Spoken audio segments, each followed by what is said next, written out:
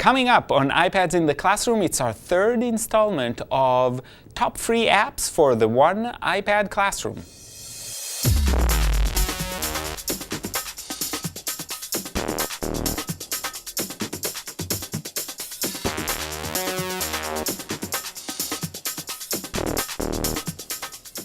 Hi, my name is Guy Tranian, and this is iPads in the Classroom from Tech Edge. And today we're doing our third and final installment, at least so far, of top free apps for the One iPad Classroom.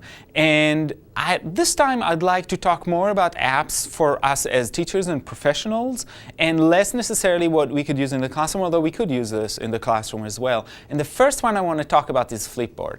And what Flipboard does is it allows you to group together things you're interested in from social media and professional channels, so you can collect things from your Twitter account, from a different news media. For example, I have The Economist, I've got some from Wired, and I've got a channel that looks at apps. So if you're looking for free apps and what's available out there, that's a great way to get that quickly.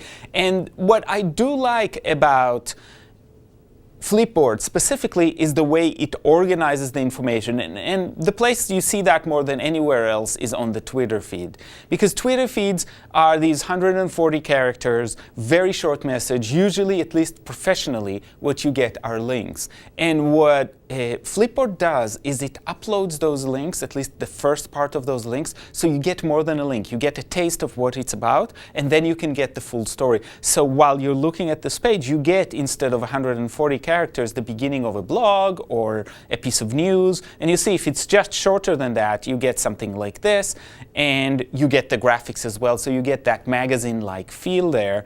And what you can do if it's something you're interested in, for example, this comment by Diane Ravitch, which I do follow on Twitter, Teaching in the Age of Injustice, you just click on it, and slowly, while you're reading the beginning, it'll upload the rest of it, in this case, Diane Ravitch's blog. So it's a quick way to get access to all of your feeds as one, and you can navigate quickly between different pieces. So I can go back and read a story out of The Economist, and this is a totally different take, and this allows you to be flexible but very productive with your media.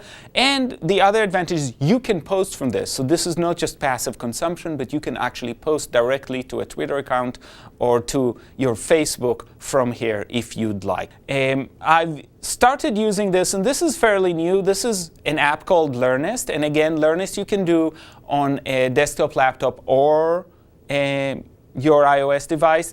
So when you log into Learnist, what you can see are a lot of learning boards, is what they call them. And this is similar in a way to Pinterest, but it is focused on learning in different areas.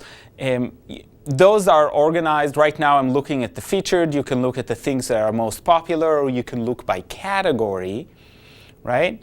But for example, if you want to look at 21st century learning, this is what it looks like when you're looking at it on the iPad. You get different boards, and it works kind of like a presentation of sorts, but each one of the pages actually has a collection of either blog posts or videos or anything else really you can find on the web, and plop in there. And you're simply all connected in a certain kind of organization. And what you can see is you can see comments on the side that people have made connected to these pieces. So you can advance to that, or you can create your own.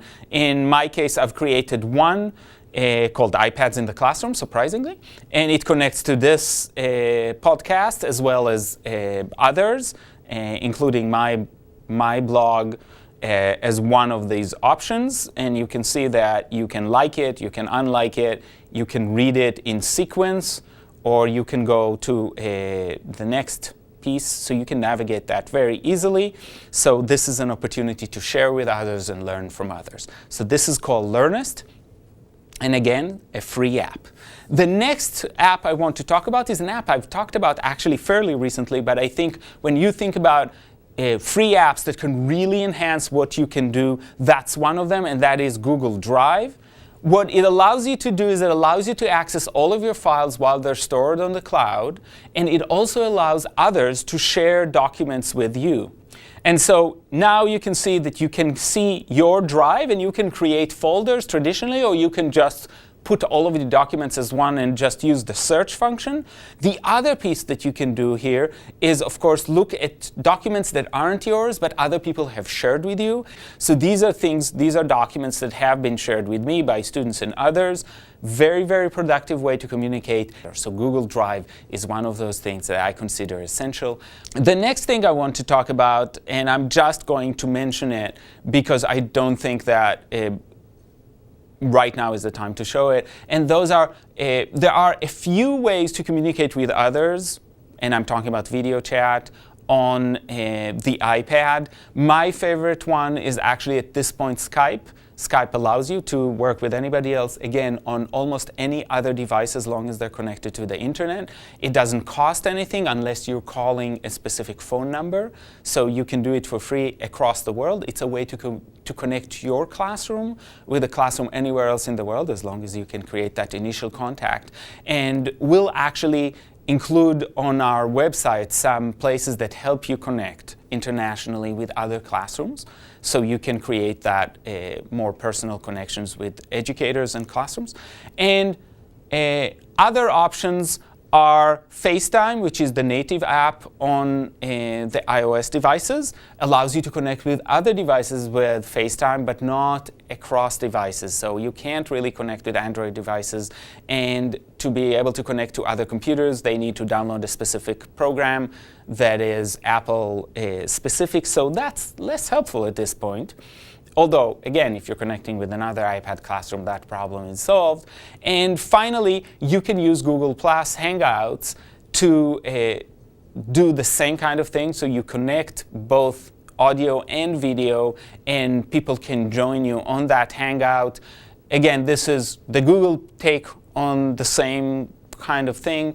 So in our third installment of top free apps, for the One iPad Classroom, we talked about a little bit about professional development, a way to organize your social media through Flipboard, cloud services that allow you to share and keep your own files so they're accessible from everywhere, and the ability to use video conferencing.